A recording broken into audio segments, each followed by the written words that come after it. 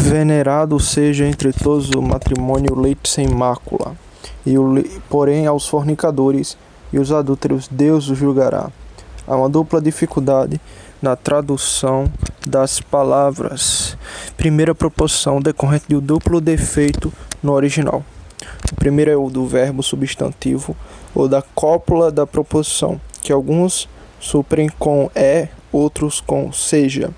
O outro decorre do defeito do substantivo ao qual todo se refere a alguns, suplementa com homens, dois tipos de homens, outro como coisas, ou de todas as maneiras. Quanto ao primeiro, a maioria dos autores recentes tende a torná-lo repetitivo e não subjetivo, ou seja, que seja assim estimado. Seguimos Beza e o traduzimos indicativamente. O casamento é honroso. A única razão usada por alguns para a primeira interpretação é que os deveres mencionados antes e depois são expressos respectivamente a título de comando, em palavras imperativas, e não há razão para que seja inserido de outra forma. A vulgar não supre a falha no original, e nossos remistas traduzem as palavras dali como casamento honroso em todos, mas em suas anotações defendem o sentido preceptivo, que o casamento seja honroso em todos, esperando assim proteger sua lei tirânica do celibato, da espada, deste testemunho divino, mas em vão. Tampouco a razão que outros alegam tem força para esta exposição, pois os outros deveres mencionados são tais que nunca foram questionados quanto à sua natureza, se eram universalmente bons ou não, nem nunca foram considerados como tal.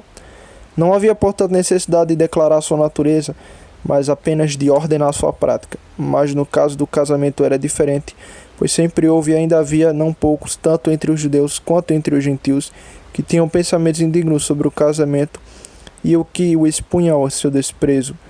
Além disso, o Espírito Santo previu e consequentemente predisse que nas eras subsequentes da igreja surgiria um tipo de homem que criaria leis proibindo o casamento para alguns, conforme 1 Timóteo 4:3. Portanto, era necessário que o apóstolo, pretendendo dar aos hebreus uma instrução sobre castidade e pureza de vida, fizesse um elogio justo aos meios que Deus havia ordenado para a preservação delas. E as palavras seguintes, em que o leite imaculado recebe a mesma honra que o casamento, não pode ter sentido justo sem uma relação com o verbo no presente do indicativo, como é expresso na tradução siríaca. A verdade é que o apóstolo coloca esta declaração bendita da verdade em oposição a certos princípios e práticas que eram comuns e amplamente aceitos no mundo daquela época.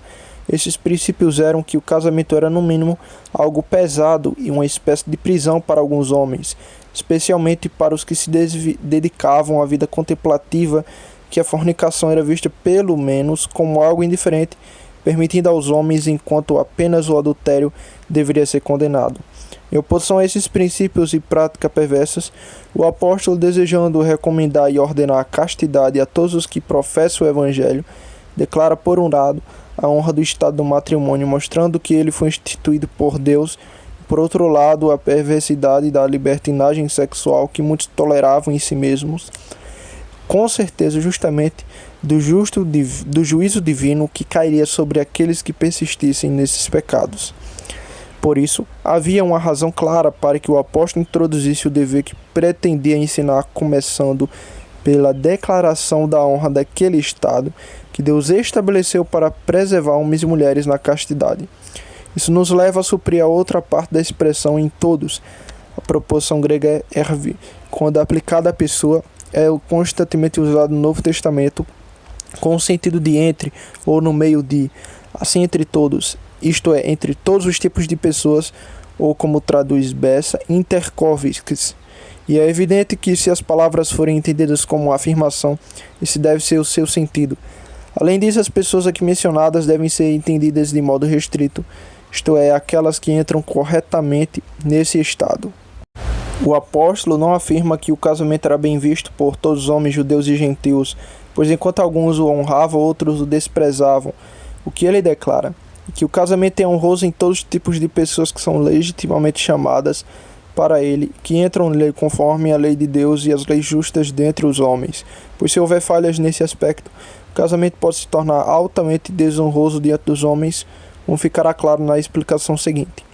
Depois de prescrever deveres relacionados ao nosso trato com os outros, o apóstolo passa a dar instruções quanto à nossa própria conduta pessoal. Ele fez isso por meio de proibição de dois desejos fundamentais e abrangentes da natureza corrompida, a impureza sexual e a avareza. O primeiro diz respeito diretamente ao corpo da pessoa, o segundo, à sua maneira de viver. A impureza sexual se distingue de todos os outros pecados, porque é cometida diretamente contra o próprio corpo do homem. Fugir da prostituição. Todo pecado que o homem comete é fora do corpo, mas o que pratica a prostituição peca contra seu próprio corpo. 1 Coríntios 6,18. Já a avareza influencia e corrompe todos os deveres da vida, sem exceção. A forma como o apóstolo ordena o primeiro dever neste versículo é especial, pelas razões. Ela consiste em duas partes. Um elogio ao remédio contra o mal proibido, que é o casamento. Segundo, uma condenação dos pecados proibidos, acompanhada do anúncio do juízo divino contra eles. Ele escolhe esse modo de vida de ensinar a necessidade do dever prescrito por dois motivos. Primeiro, porque o remédio era desprezado por alguns e negligenciado por outros que deveriam usá-lo. Porque os pecados proibidos eram considerados por muitos como não tão graves, e mesmo quando reconhecidos como pecaminosos, geralmente eram ocultados do castigo humano, serem praticados em segredo. Sem remover esses preconceitos, a exortação do apóstolo não teria o devido impacto na mente dos que a ouviam. Primeiramente, temos a apresentação de um estado de vida, casamento. 2. Os deveres desse estado, o leito sem mácula, e de ambos se afirma que são honrosos. O casamento aqui se entende, casamento que é lícito e conforme a vontade de Deus, pois há uniões chamadas de casamento que são altamente desonrosas. Casamento verdadeiro deve ser entre duas pessoas individuais e apenas duas, conforme a lei da criação e da instituição divina. A poligamia nunca foi honrosa. Não pode envolver pessoas dentro dos graus de parentesco proibidos por Deus, pois o incesto é tão desonroso quanto o adultério. Além disso, deve haver a concordância de todas as condições necessárias, tanto da mente quanto do corpo, domínio sobre si mesmo, liberdade na escolha e no consentimento, compromisso pessoal, capacidade natural para os deveres conjugais, ausência de culpa quanto às pessoas envolvidas e outras condições semelhantes. Por isso, se entendermos casamento apenas como a união de um homem e uma mulher, por consentimento mútuo, para os fins da vida humana, não se pode dizer automaticamente que ele é honroso, pois pode haver muitas coisas nessa união que a tornem pecaminosa e vil.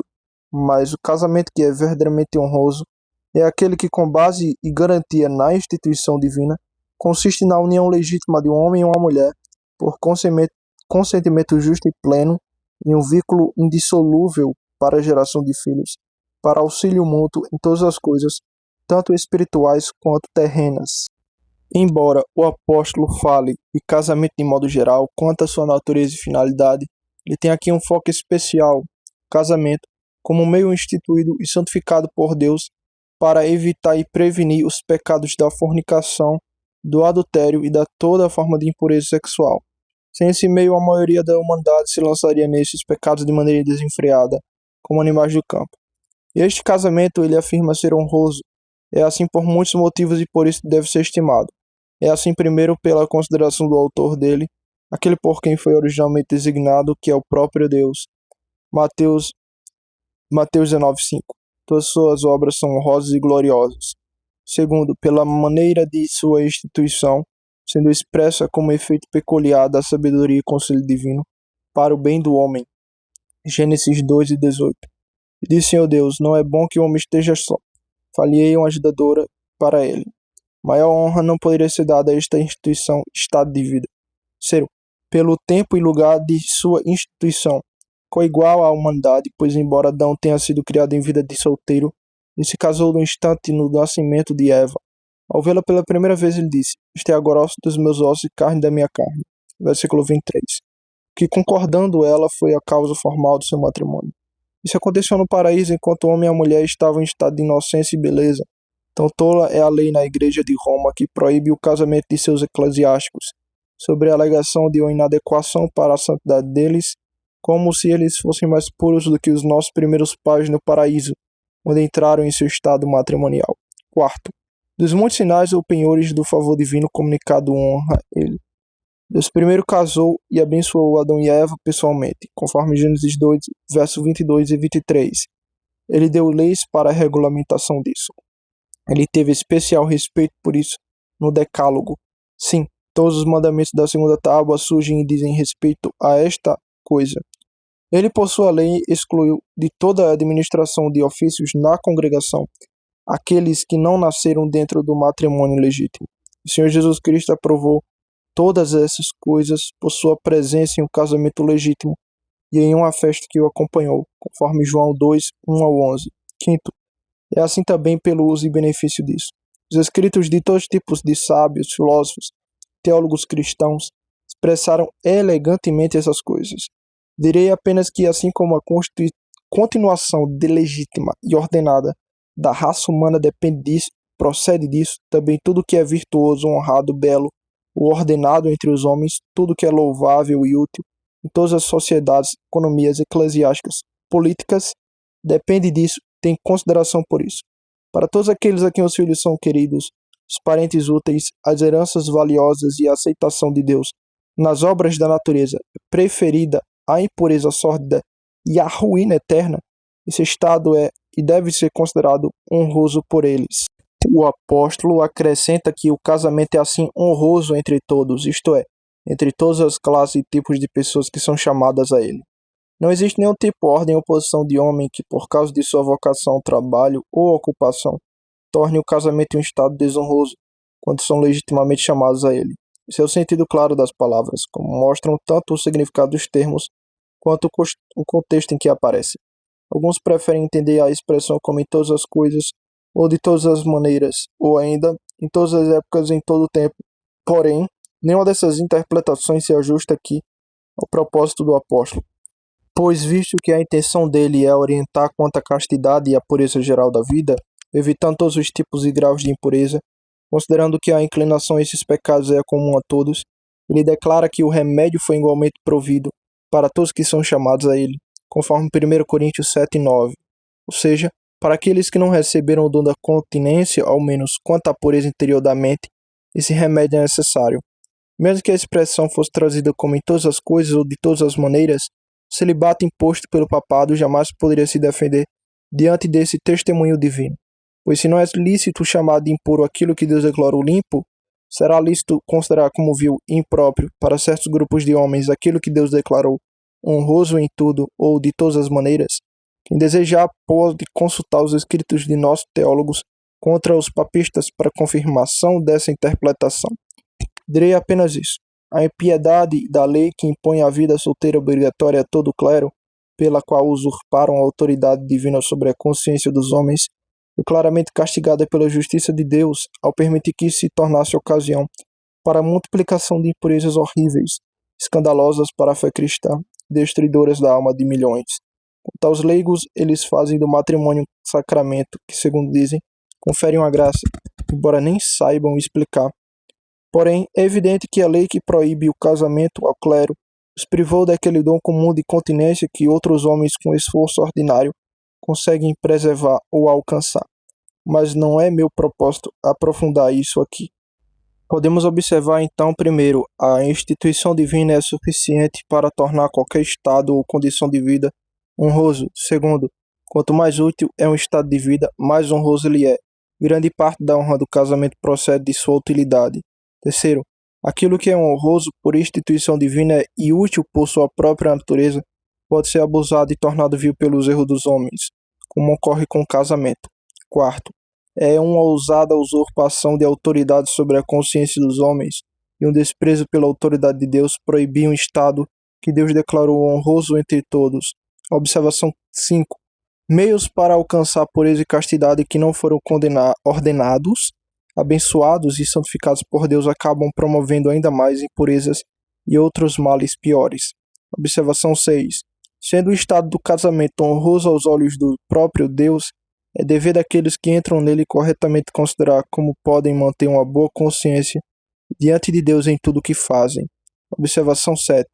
Para isso é necessário considerar devidamente o chamado ao casamento, os fins estabelecidos por Deus para ele, buscar em oração a bênção divina, reconhecer Deus como a grande testemunha da aliança matrimonial e agir com sabedoria para enfrentar as provações e tentações inseparáveis desse estado de vida. O leito sem mácula. Ao estado do casamento, o apóstolo acrescenta a consideração aos seus deveres por meio dessa expressão. A palavra grega é usada 3 vezes pelo apóstolo, uma vez para a concepção no leito conjugal, outra para excessos de prazeres carnais, conforme Romanos 13:13, traduzido como libertinagem, e aqui para o lugar dos deveres conjugais. Sua qualificação aqui é que ele é sem mácula. 2 coisas estão incluídas nisso. Primeiro, uma oposição aos leitos manchados por prostitutos e adúlteros. O leito matrimonial é o puro e sem mancha, inclusive no exercício de seus deveres. Segundo, a preservação dos deveres conjugais dentro dos limites apropriados, conforme as orientações do apóstolo, em 1 Tessalonicenses 4, 3 ao 7, e 1 Coríntios capítulo 7, verso 2 ao 5.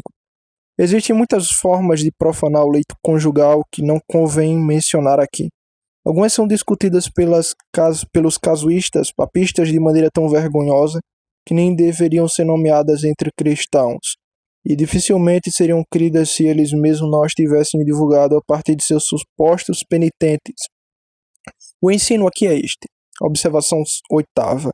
Os deveres conjugais, quando regulamentados pelos limites da lei natural, pelas regras gerais da escritura e subordinados aos fins legítimos do casamento, são honrosos e não produzem impureza nem vergonha. A partir desse estado e uso do casamento, o argumento para a diligência nesses deveres é forte e a gravidade dos pecados contrários é enorme. Pelo visto que Deus providenciou um meio honroso para satisfazer as inclinações naturais, gerar filhos e trazer conforto pela conveniência mútua, sem manchar corpo ou mente nem ferir a consciência, quão detestável é abominar tudo isso, desprezando a autoridade e a sabedoria de Deus, para buscar a satisfação dos desejos por caminhos proibidos, prejudiciais aos outros, degradantes para si mesmo, perturbadores da ordem da natureza, que conduzem à perdição eterna, como o apóstolo declara nas palavras seguintes. Em segundo lugar, depois de confirmar a exortação à pureza pessoal, santidade e castidade por meio do elogio ao Estado e aos deveres que a preservam, com certeza da aprovação divina, o apóstolo reforça ainda mais essa exortação ao declarar o estado contrário e os vícios opostos daqueles que, desprezando esse único remédio contra a impureza ou não se restringindo a ele, buscam satisfazer seus desejos por meio desordenados e proibidos. Essa oposição entre os dois estados é indicada pela partícula grega mas. Assim é com o casamento e seus deveres, mas não é assim com outros. E então ele, primeiro, identifica os que transgridem a regra prescrita, dividindo-os em 2 grupos, os que se entregam à prostituição e os adúlteros. Segundo, ele declara o estado deles diante de Deus e o fim que os aguarda. Deus os julgará, isto é, Deus os condenará. Primeiro, a distinção entre fornicadores e adúlteros é reconhecida por todos como sendo a diferença entre pessoas solteiras e aquelas em que ambos, ou ao menos um, estão em estado de casamento. O pecado dos primeiros é a fornicação e o dos segundos o adultério. Embora os termos gregos às vezes seja usado para indicar toda forma de impureza em geral, podendo incluir também o adultério, quando essas palavras aparecem juntas, devem ser distinguidas. Um que se refere à fornicação e o outro ao adultério, conforme vemos em Mateus 15:19, Gálatas 5:19, Marcos 7:21. Na maioria das vezes, quando os termos gregos aparecem isoladamente e referem-se de modo específico ao pecado de pessoas não casadas, ou ao menos quando a mulher é solteira, aquilo que chamamos de fornicação. Temos Hebreus 11:31, Tiago 2:25, Atos 15:20, Colossenses 3:5, 1 Tessalonicenses 4:3. Assim, aqui traduzido como fornicadores, em distinção dos adúlteros, são pessoas que, estando solteiras ou fora do casamento, mantêm relações carnais entre si, seja em atos ocasionais ou de forma contínua, até mesmo com habitação, sem qualquer voto ou aliança matrimonial. Alguns chegaram a tamanha impudência em nossos dias que se apoiam nas opiniões e práticas de certos pagãos antigos, os quais julgavam que a fornicação não era pecado ou ao menos algo sem grande importância. Contudo, além de ser contrária à lei da criação e, portanto, à própria luz da natureza, ela é expressamente condenada pelas Escrituras, como 1 Coríntios 6:18, Deuteronômio 23:17, Colossenses 3:5, dentre outros textos. E este único texto, ao afirmar que tal pecado expõe o homem à condenação eterna, já é suficiente para decidir essa questão na mente de qualquer pessoa que não esteja entregue à perversidade extrema. Devemos imaginar que uma religião que condena até mesmo o desejo interior do coração por uma mulher, sem qualquer ato externo, como pecado digno de juízo, daria permissão ou deixaria de condenar severamente a prática real, concreta, da fornicação? Mas seja qual for o julgamento dos homens, ou que aleguem crer, a prática desenfreada desse tipo de libertinagem entre multidões nos dias de hoje jamais poderá ser suficientemente lamentada, e é de se temer que, se os magistrados e autoridades públicas não exercerem maior cuidado do que até agora em repreender, conter e suprimir essa abominação crescente, os juízos de Deus sobre toda a nação em breve resolverão as dúvidas de muitos quanto a isso, se isso é pecado ou não. Quanto aos adúlteros mencionados em seguida, não há controvérsia entre ninguém quanto à gravidade de seu pecado. O próprio interesse comum da humanidade mantém viva a repulsa contra ele. Ainda assim, tanto o adultério quanto a fornicação são aqui entregues de modo especial à vingança divina. Primeiro, porque na maioria das vezes são praticados em segredo e escapam ao julgamento humano. Segundo, porque embora a lei divina os tornasse crimes capitais dignos de morte, assim como algumas leis pagãs antigas, na prática eles sempre receberam punição mais branda do que realmente merecem.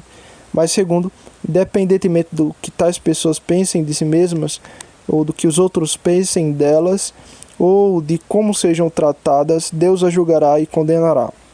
Deus julgará, isto é, Ele as condenará, Ele as lançará na perdição. Trata-se do juízo final no último dia, elas não serão absolvidas nem justificadas, mas eternamente condenadas. Aqui está incluído a observação 9. Por mais leves que sejam os pensamentos dos homens acerca do pecado, o juízo de Deus é segundo a verdade e permanecerá para sempre. Pensar levianamente sobre o pecado não trará qualquer alívio ao pecador. Observação 10. A fornicação e o adultério são, por sua própria natureza, pecados que merecem condenação eterna. Se o salário de todo pecado é a morte, quanto mais desses pecados tão abomináveis. Observação 11. Aqueles que vivem e morrem impenitentes nesses pecados perecerão eternamente. O curso habitual neles é totalmente incompatível com qualquer centelha de graça salvadora. Ainda o ênfase especial na expressão Deus julgará.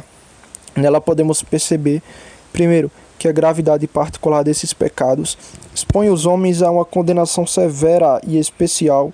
Segundo, que todas as ocasiões e tentações que conduzem a esses pecados devem ser evitadas com o mesmo cuidado que temos com nossa própria alma. Terceiro, que embora o estado de uma pessoa possa ser mudado e a ira divina merecida por esses pecados possa ser finalmente evitado pelo arrependimento, é notório que entre todos os tipos de pecadores, aqueles que estão habitualmente entregues a esse desejo da carne, são os que mais raramente são chamados e conduzidos a um verdadeiro arrependimento eficaz. Quarto ponto, que muitos desses indivíduos, por causa das acusações de uma consciência natural ainda ativa, vivem uma espécie de falso arrependimento pelo qual aliviam momentaneamente a si mesmo após atos de impureza, até que pela força de suas paixões sejam novamente arrastados para os mesmos pecados. Mas não é meu propósito prosseguir aqui nesse assunto.